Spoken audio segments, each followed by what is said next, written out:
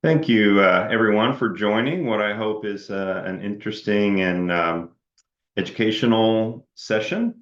Happy to share the Innovation Vista approach to AI strategy planning, the summary of which is really driving ROI via an iterative approach.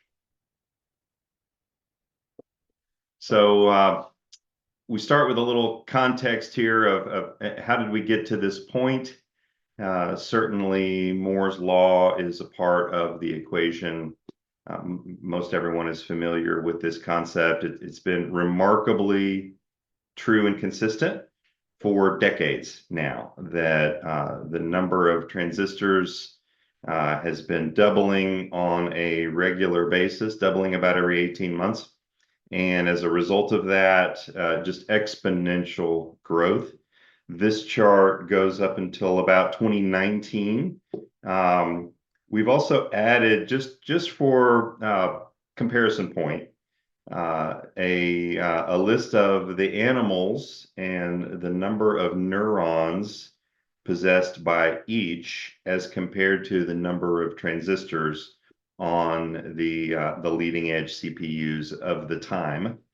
And you see here, sort of the jump that occurred to get us by around 2019 to the number of neurons approximately that an average gorilla will have.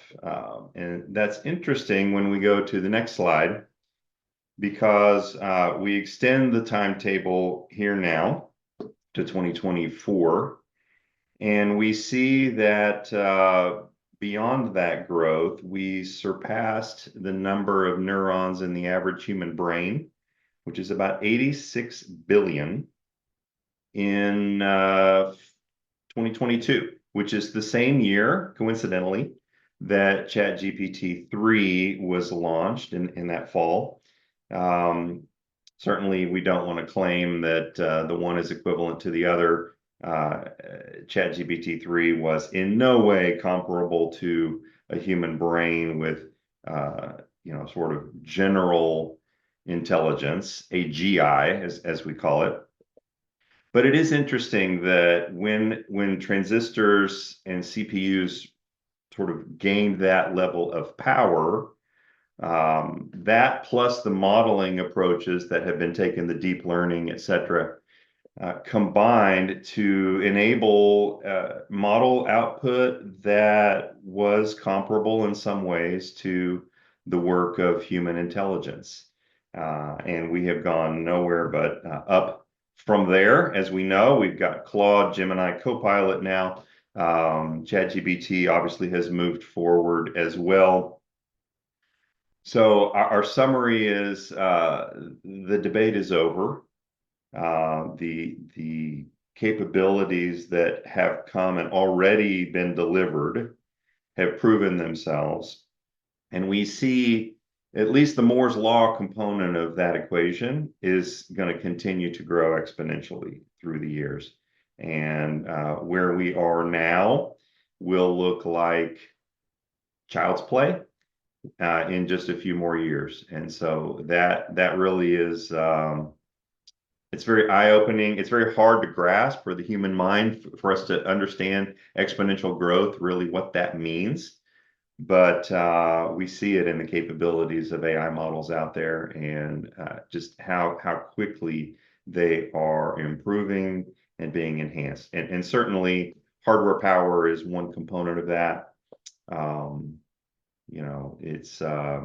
It's modeling, it's the approach, and it's also the enormous work on data sets as well, both training data sets, which are sort of supervised learning, pre-categorized, et cetera, as well as unsupervised learning, and really the whole of the internet, or most of the content of the internet, has now been put into these large language models for training. So everything that we know as a human race is now absorbed by these models and available for them. to help in the generative AI aspect. And the horsepower certainly assists on the discriminative AI as well. So when we think about AI strategy in the context of something that is growing in power at this kind of pace, we need to be, I would say, humble. We need to not think about 10-year plans and 20-year plans because we're naive, and we need to understand we're still early in the journey. We've come so far. It's strange to say that, but we're more powerful than we ever have been, but we'll never be this weak again with respect to AI as we are today. And so that exponential growth and the point we sit on the curve means certain things for strategists, technology as well as business strategists. Our recommendation at Innovation Vista is to really take an agile, iterative approach for that reason to this landscape. And so that means we have headlights in front of our car, so to speak. We see ahead. We know what things are possible and feasible, and we can calculate some ROIs today, but not so far ahead that we're trying to predict just many, many years out in the future. So this is our recommendation. A year ahead, a year or two ahead at a time. We learn, we implement certain new capabilities, and then we revise our vision with those learnings and with new available data and computing power, etc.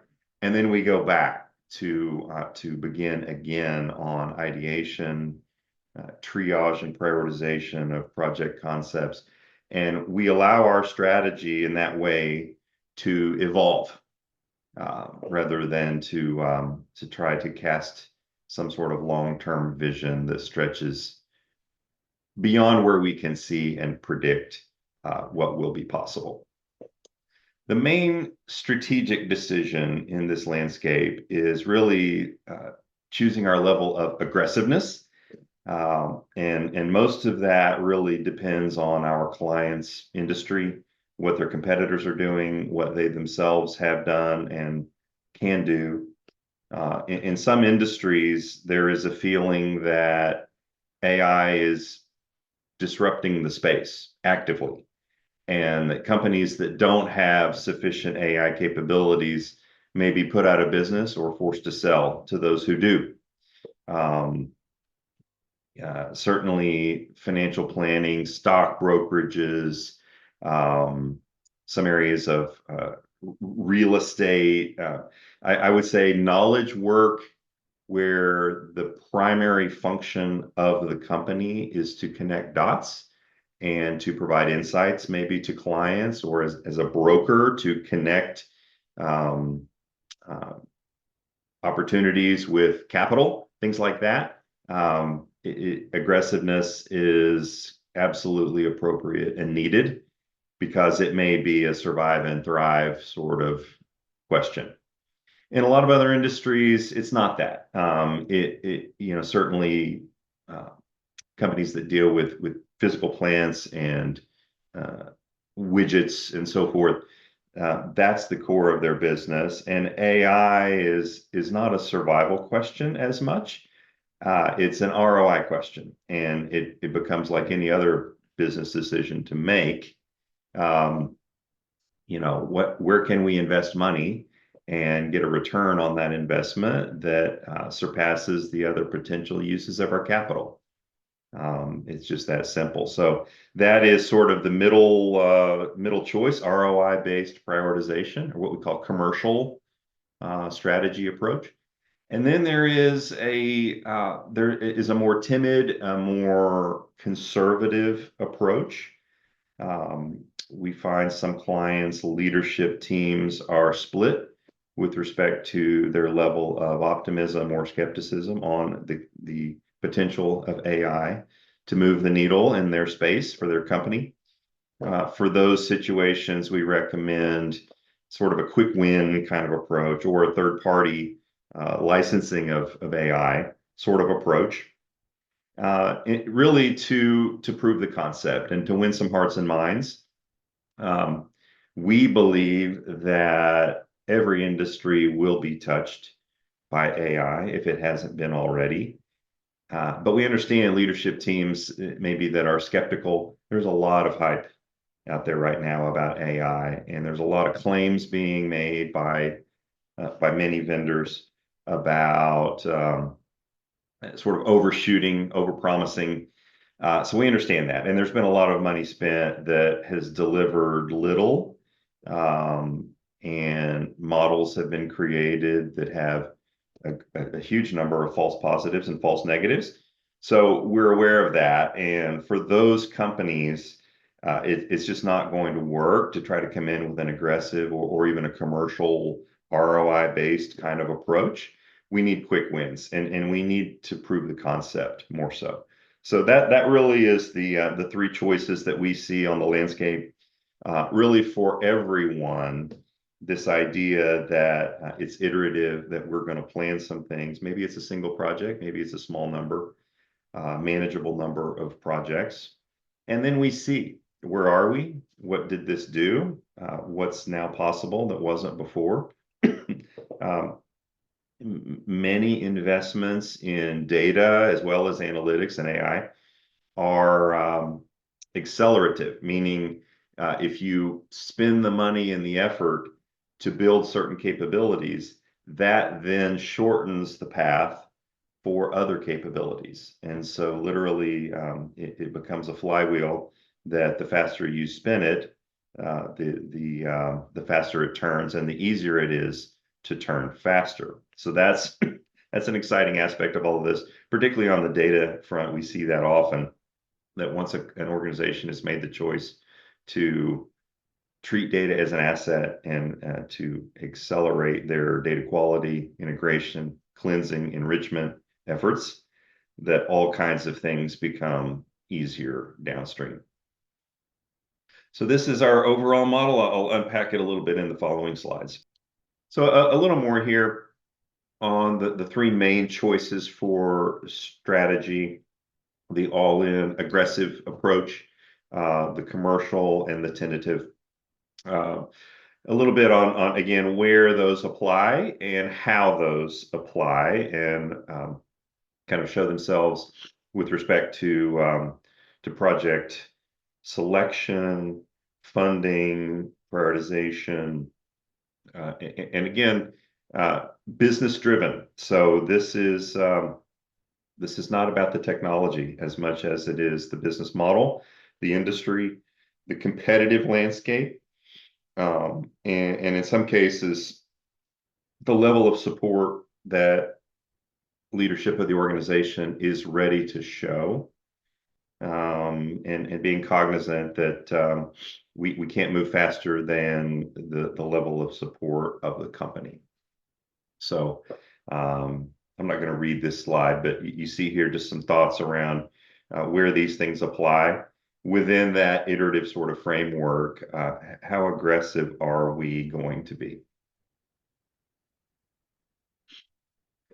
So we typically structure our initial AI strategy session with a client as a workshop.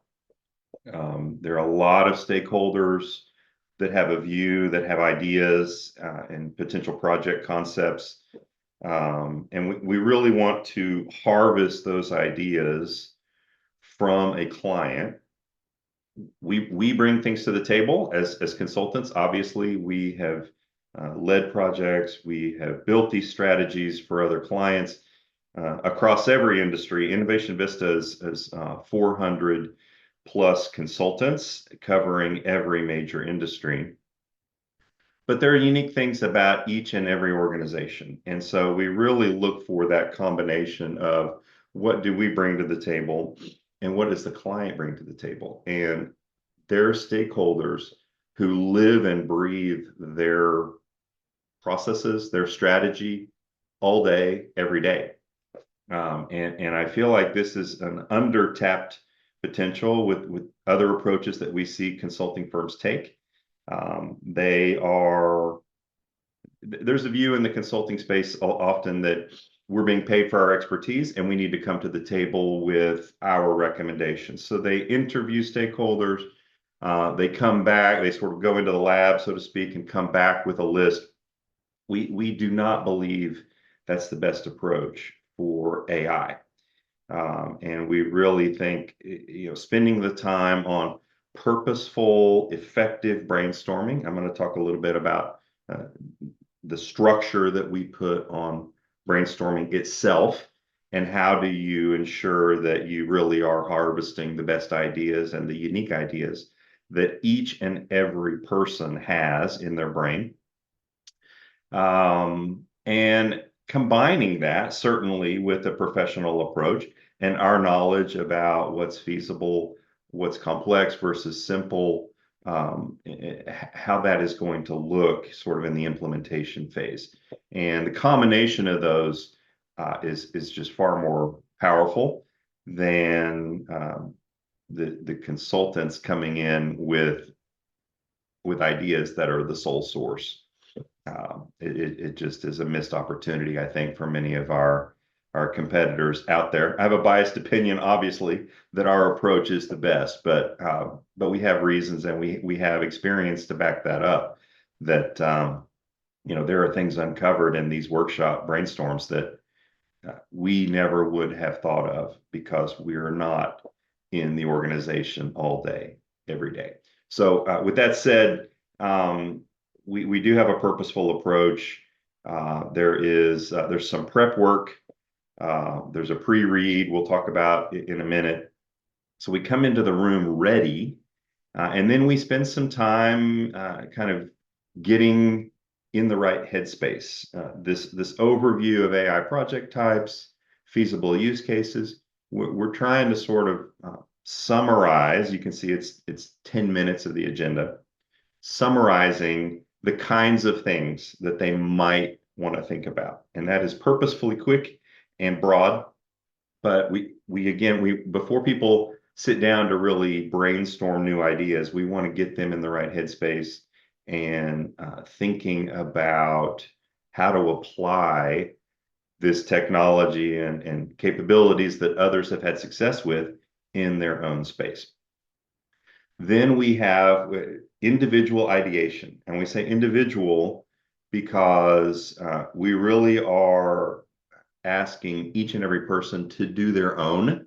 We're in the room together, or we're on a virtual call together, but the ideation sessions here, this 15 minutes is silent. It is each and every person spending the time to put ideas down on paper or on their laptop, as the case may be, drawing that out without being influenced by the group or distracted by discussion, etc. This is 15 minutes, and we do multiple cycles of this. You see, after each round, we are going to share the ideas. So it's not completely in the dark with what others have done, but for that 15 minutes, each person is engaged in putting their thoughts on paper. The sharing is really then to hopefully cross-pollinate, have some ideas that spark ideas in others, and then we go to round two. Same concept. We often plant the seed that the first round may be more about projects and specific capabilities, broadening that to think about data in the second and third round even. Are there ways that even if it's not delivering a specific capability, that data is an asset mindset? What data is there? What could we grab? What could we enrich? What could we integrate in that today is siloed in the organization? Depending on the time of day, we sometimes combine lunch and the third ideation. This completely depends on the scheduling. The sample that I grabbed from, we did have lunch involved, and we had a break there for people to grab a sandwich, etc. And then to perform that last round, and again, sharing at the end, so that we are building, as the facilitators of these sessions, we're building a master list of potential projects. And there are often dozens of ideas, in fact, over 100 many times, depending on the number of participants and, just their particular space and the number of opportunities. It's a long list, and that's good, because we do expect that, in the triage process, some of those they're not going to make sense. Some of those may be more complex, more risky, less feasible. It's not as if everything on the landscape of imagination is possible now. More things are every day, but we want to grab all of them, so that cross-pollination might happen, and the triage will shake everything out later. So there's really no harm in putting down an idea on the page that occurs to any of the participants. After sharing that final list, and we've got now the combined long list of potential use cases for AI, then we go through clarification. We have asked in the idea sharing a little bit about the benefits, like, why do you think a particular thing would help or have impact? There may be some clarifications there that we need for our team to know how to estimate the effort required. We talk about our process, which I'll show you more detail on coming up. And then we position for the client's homework, which is really focused on that benefits side of the equation. I say t-shirt sizing on both effort and benefits. And that's the appropriate level, we believe, early on. With a list of 100 plus projects, we're not going to go do discovery and design and specification for 100 projects before we make a decision, right? So our view is this is iterative, even in the decision making and the triage and prioritization. It's iterative. So the first cycle is t-shirt sizing. We think this would have an enormous impact, and it might be fairly doable, this kind of high level view. Then that tells us which projects to dive deeper into, to do that level of design, to really calculate the benefits and to look at how many hours a day are being spent. Is this replacing human effort? Is this replacing the first draft of human effort, possibly, and jumpstarting some aspect of their work, shortening the time and gaining efficiency as a result? Or are AI capabilities in some way creating a new process, a new capability for the organization, and calculating the value of that, which without AI would be impossible. There are examples in both of those kinds of solution sets. And so we do go deeper beyond a t-shirt size, but we only do that after we've made our initial prioritization based on t-shirt size. So more to come on this in the following slides as well. So a little bit about the brainstorming itself. This is a passion of mine personally, just having been part of some inefficient and even in some cases dysfunctional brainstorms. It's frustrating when you bring people together who are busy and important, and they're stakeholders in some aspect of the process, and you really you want to respect their time, but you also want to take advantage of each and every idea that they have in their brain, and you have to be purposeful in doing that. There's several main mistakes in throw it on the wall and see what sticks kinds of brainstorm. Three that we point to specifically are unprepared participants, the risk of groupthink, and too much atomic thinking. And I'll explain a little bit on each of those. The preparation, really, that getting in the right headspace, there's two aspects of that. One is pre-positioning people who are going to be part of the brainstorm well ahead of time. We like sending something the Friday before we're going to have the brainstorm. Why do we do that? Because as people read that, they can begin to think, even in the subconscious mind, as they're driving to and from work every day, as they're showering every day. This is how the human brain works sometimes, is if there's a complex thing and you need to come up with ideas or solutions, your brain will work on it. And time is important there. You don't want to hit someone cold 5 minutes before asking them to brainstorm and have that be the very first time that they have engaged in thinking about a certain problem set. So that pre-read is important. We also, as you saw in the workshop agenda, we also go through that very quick sort of survey of the spectrum of potential use cases and what is working today in the AI industry. That's important as well, because immediately before the brainstorm, people will have been on calls, they will have been in email, they will have been in meetings, and some of those are also complex and have their own depth, or maybe they're frustrating and there's some emotional aspect of what they bring into the room, so to speak. So getting in the right headspace, pre-position, as well as immediately before starting the brainstorm, just enormous benefit from both of those aspects. Avoiding groupthink and doing this parallel individual ideation is also on purpose. Groupthink is a proven dynamic with teams, particularly when very outspoken people or very senior people open their mouth in a group setting. They can inadvertently narrow the focus of the entire room,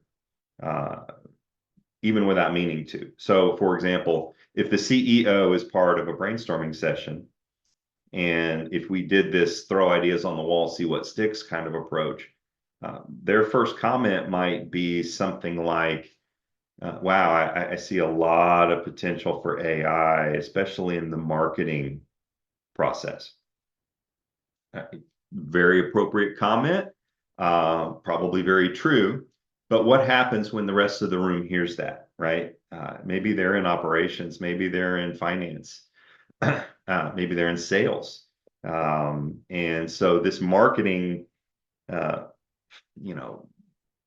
narrowed focus can really impact the room. So that is why we have individual ideation, and each person is writing their ideas or typing their ideas quietly alone. And then we share the results to cross-pollinate, as we said, because we do want people to hear what others have come up with.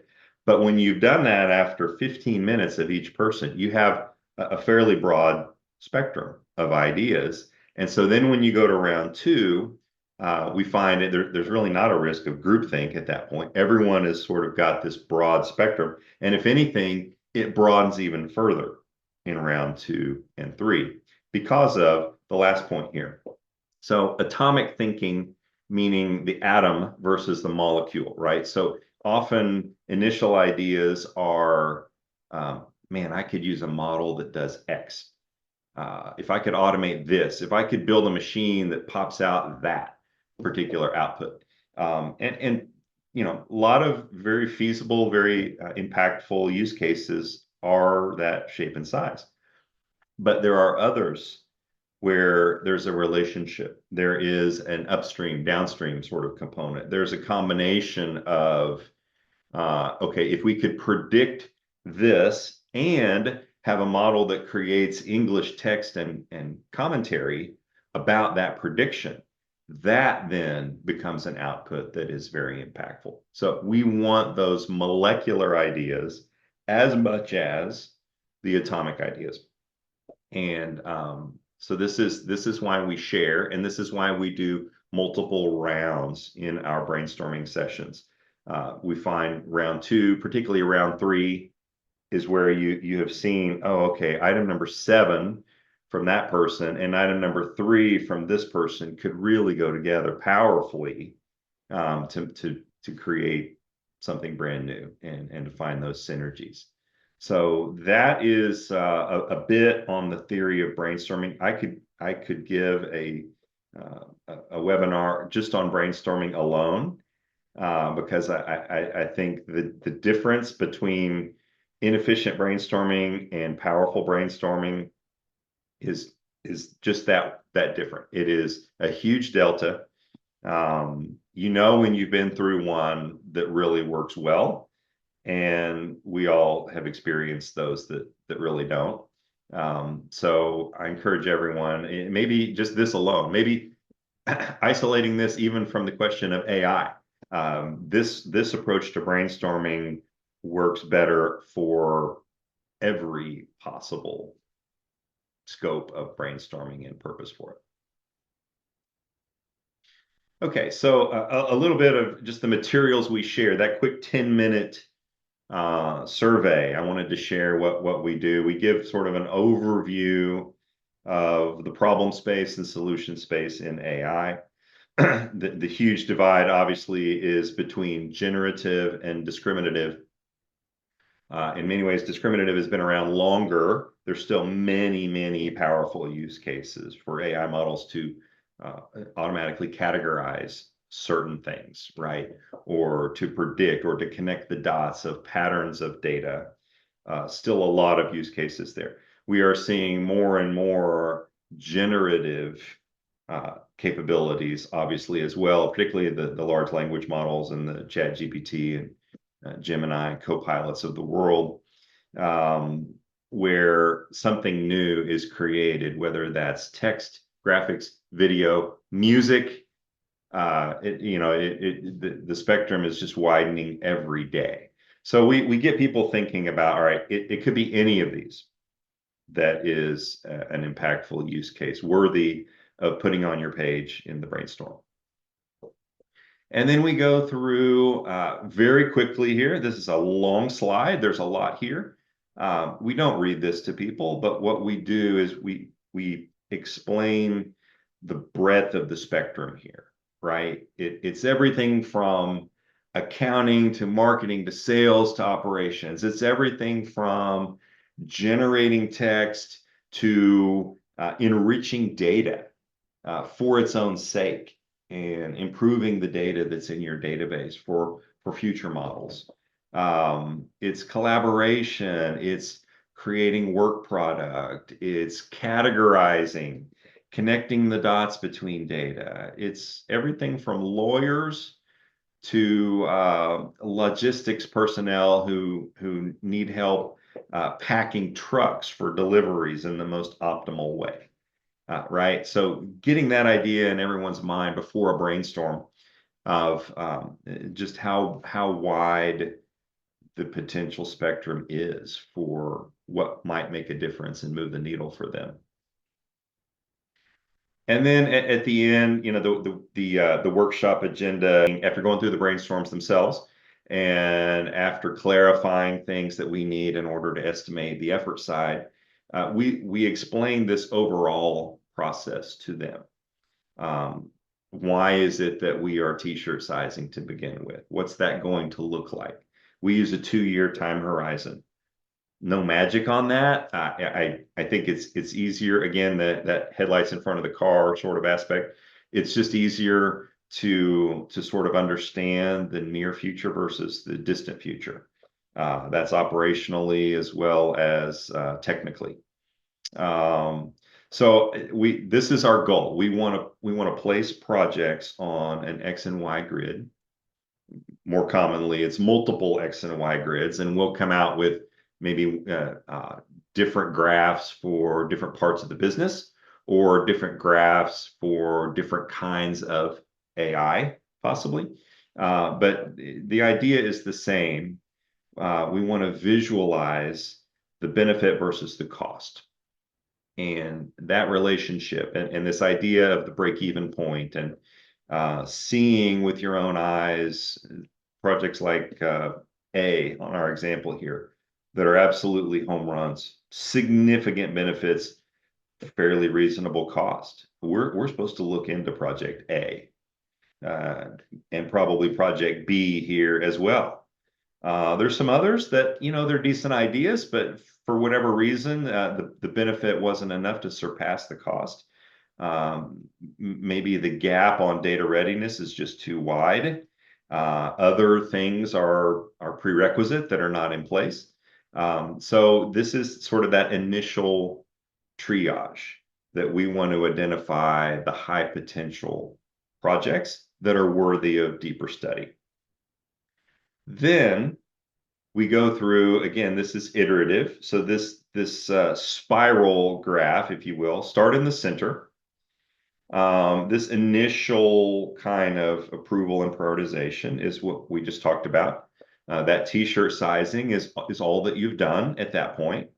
Then we actually come around the spiral again, and we do the design, the feasibility. What are the benefits truly going to be for a particular use case? And what's involved in building it? And really coming up with a plan, resourcing, timing, costs. Are there hardware? Are there software needs? Is there outside data for enrichment purposes that's needed to make a particular model possible? So once we've done that, we're ready to come back to leadership, and we've got planned and designed projects now. And we find most of our t-shirt sizing is directionally right. Every now and then in this design process, we uncover something that is either amazing or disappointing. Sometimes amazing where there is a third-party option already available for all or some part of a use case that the group was not aware of. We uncover that. Maybe it's brand new, emerging on the market. There's hundreds and becoming thousands of commercial AI models. And if a use case is something that doesn't need to be particularly strategic or building a competitive advantage for the client, third-party options are absolutely a powerful way to go, because just the economics of that spreads the cost across all of that third party's customers, and the span of control becomes simpler as well. So you've outsourced that. You need oversight of the vendor, but that's so much simpler than building a model ourselves. So that whole dynamic comes into play with the second review. And before truly building, we get approval the second time for the deeper sort of estimated, designed, and really spec'd out model workload. If things are approved, then we go in the final spiral circle here, and we go through sprints and iterations. We design, test, release it. We load test. We do business usability testing. Change management. I've got a slide in a second about the human tech ladder considerations that we put into this impact communication and training. So you go through a full project implementation, in other words. This might be phase one of multiple, but it's a cohesive step forward that, as a project, delivers benefits of its own, as well as potential flywheel platform enhancements, like I talked about, that many of these projects do make other future projects quicker, simpler, and easier, and cheaper. And then at the end, we do encourage clients to have an accountability upon completion. Let's understand how good were our estimates, both in terms of the workload and the cost to build, as well as after something has been implemented, how good were our estimates around the benefits? And that really builds our muscle, if you will, for future iterations of this process and future implementations of other use cases. You learn how to do these kinds of estimates, and it improves even t-shirt sizing. Obviously, Once you've gone through a few projects as an organization, your t-shirt sizes, both on benefits and cost, become better and more accurate. So this is really a large part of the value that we believe we bring to the table, having done many AI projects across our 400 consultants. Most have done multiple AI projects at this point. So that is literally hundreds and thousands of examples that we can draw from.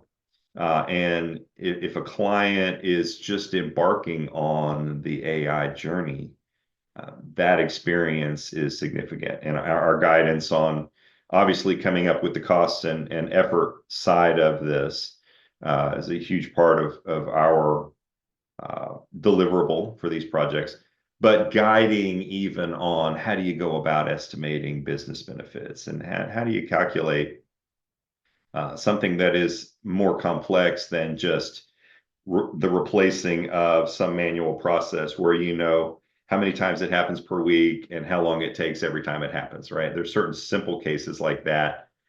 Many times it's more complex. And what you're really doing with AI is not fully automating. What we see more often is you are creating a first draft. You are jump starting, but we're keeping that human in the loop, as we say.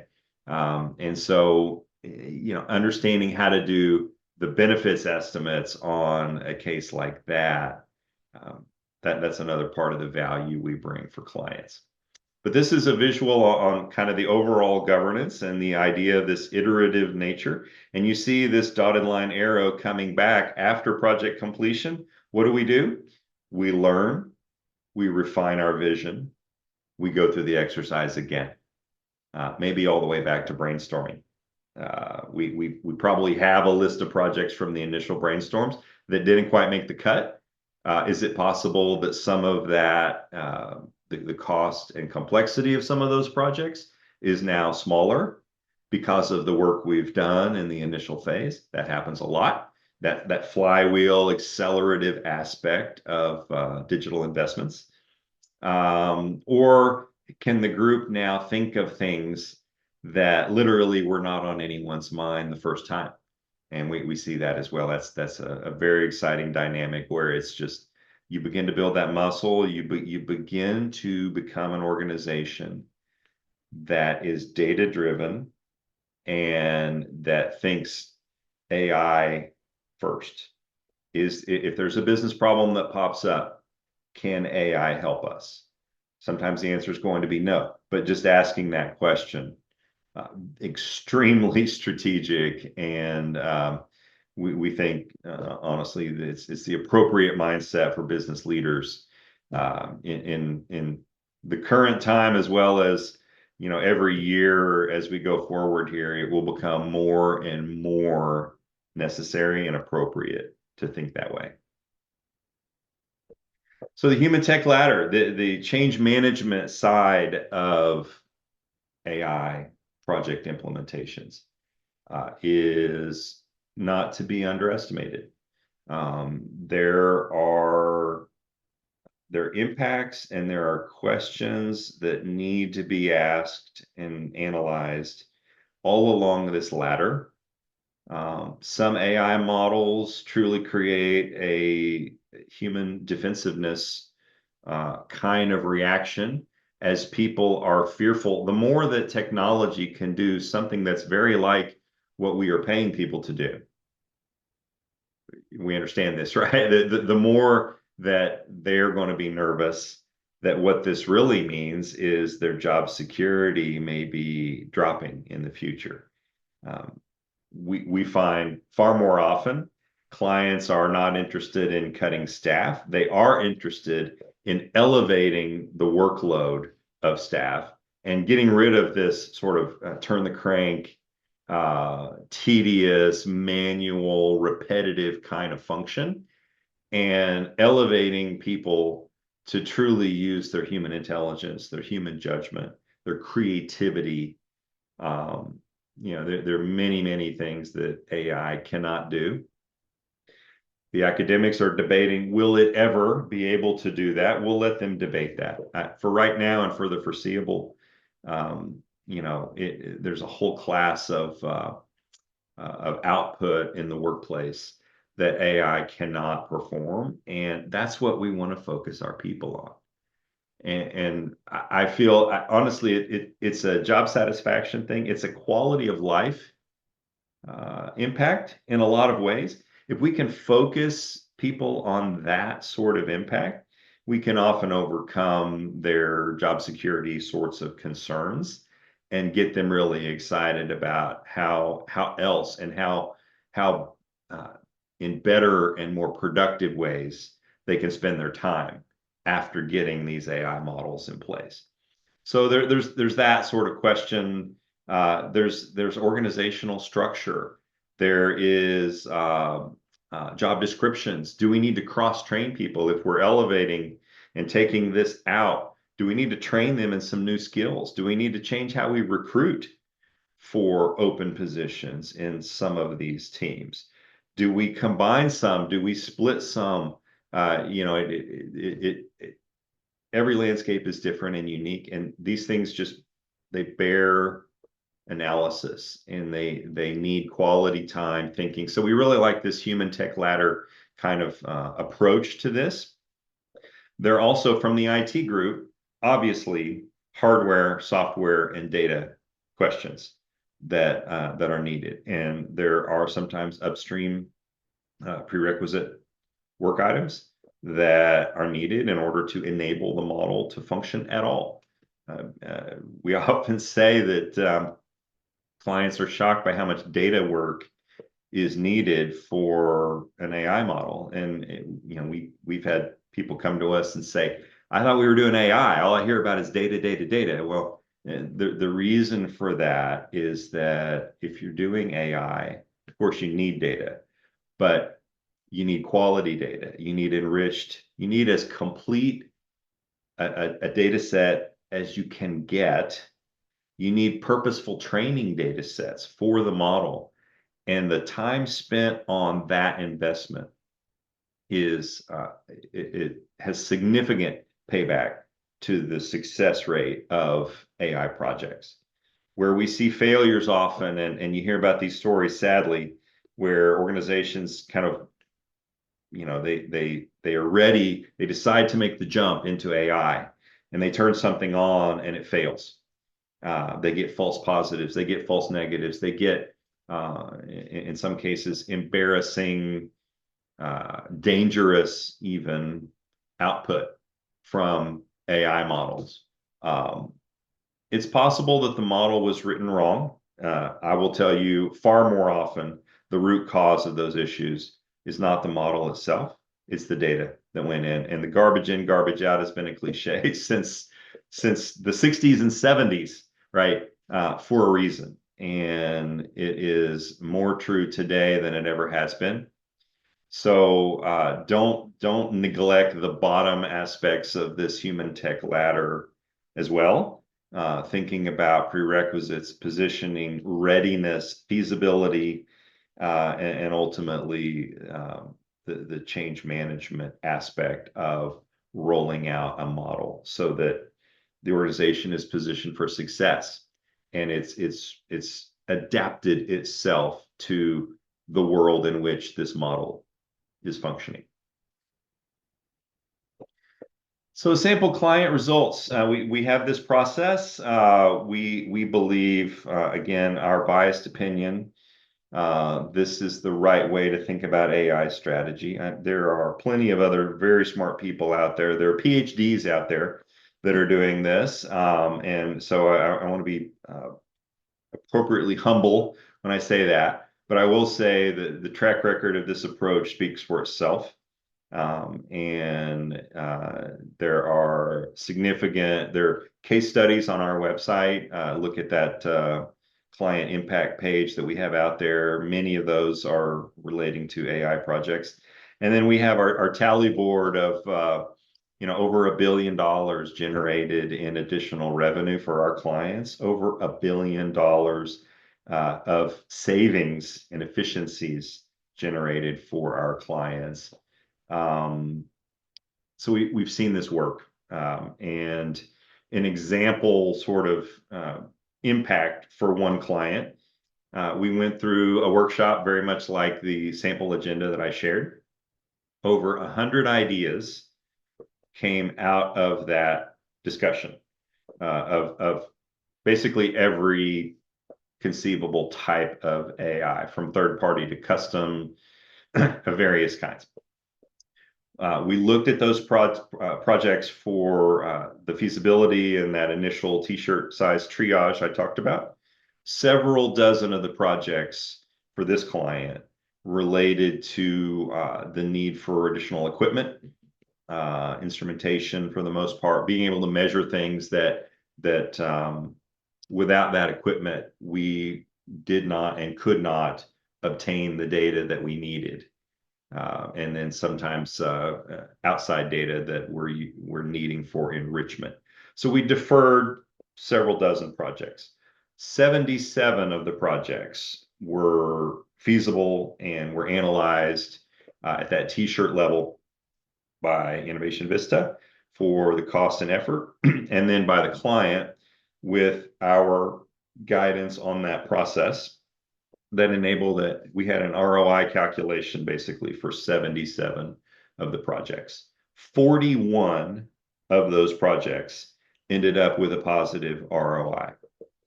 So more than half, significant number of projects that make sense, that pay for themselves, right? Like thinking about that.